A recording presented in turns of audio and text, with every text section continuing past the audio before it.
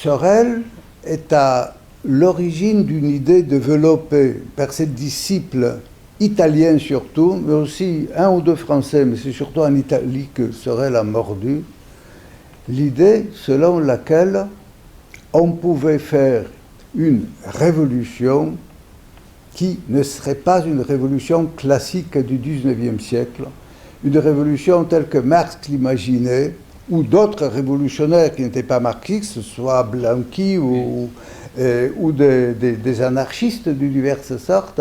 C'est-à-dire une révolution classique, c'était quoi? Une révolution classique, c'était une révolution économique et sociale.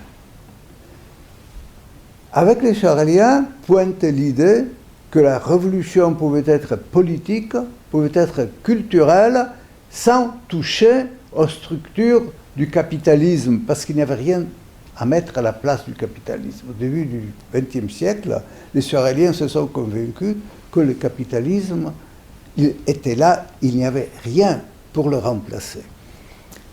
Donc, une révolution qui serait culturelle et politique, une révolution qui serait fondée sur l'idée que, dans les années 20 déjà, Henri Démant, le Belge, le socialiste belge Henri Démant, montre une idée que développe Henri Démant, selon laquelle l'exploitation, par exemple, n'est pas une catégorie économique, c'est une catégorie psychologique.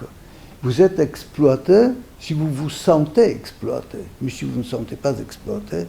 Donc, si vous êtes convaincu que vous ne travaillez pas pour le capitaliste, pour votre employeur, pour le grand patron, mais que vous travaillez pour le bien de la patrie, vous travaillez pour la société dans son ensemble, vous n'êtes plus exploité.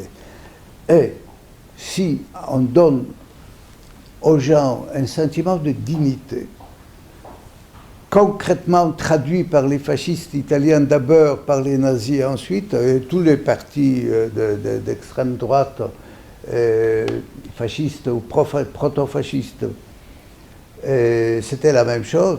Si vous habillez par exemple tout le monde en uniforme, et vous prenez le grand patron, vous prenez Krupp, et le veilleur de nuit de chez Krupp, et ils défilent ensemble avec les mêmes drapeaux.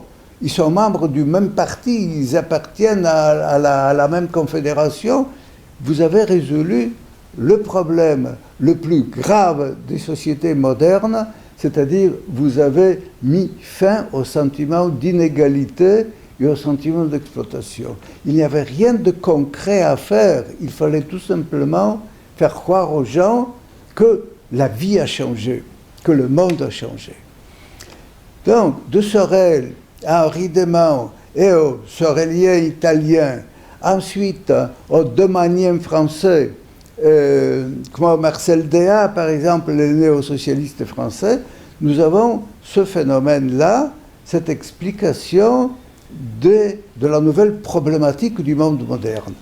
Et ce que ces gens-là parviennent à faire aussi, c'est encore un autre exploit, c'est-à-dire de séparer la superstructure, si vous voulez, intellectuelle du libéralisme de son infrastructure économique. Je veux dire par là, on peut mettre fin aux idées de liberté, aux droits de l'homme, on peut mettre fin à l'idéologie libérale dans ce qu'elle a de plus noble, au contenu intellectuel, si vous voulez, du libéralisme, tout en préservant l'infrastructure économique. L'économie reste telle qu'elle est, mais et tout le reste est démoli. Ce qui d'ailleurs a permis, quand on regarde les dictatures militaires d'Amérique du Sud, il n'y a pas très longtemps, on pouvait avoir une économie libre, une économie libérale libre, et des dictatures immondes en même temps. Alors, ceci se fait avant la Première Guerre mondiale, tout de suite après la Première Guerre mondiale, ce qui montre d'ailleurs tout cela, que la guerre mondiale n'est pas à l'origine de ces phénomènes, ce qui montre aussi d'ailleurs qu'il est idiot de parler du fascisme comme une imitation du communisme, Mussolini regardait ce qui s'est passé en Russie, il ne croyait pas ses yeux. Il dit, mais Lénine est fou. Il bousille la société, alors que moi, je fais la même chose sans toucher à l'infrastructure économique et sociale. La société est en place. Seulement, je remplace, si vous voulez, la culture bourgeoise par la culture fasciste, le pouvoir bourgeois libéral par le pouvoir fasciste, et nous sommes tranquilles. Et nous sommes tranquilles. C'était une nouvelle révolution, un nouveau type de révolution.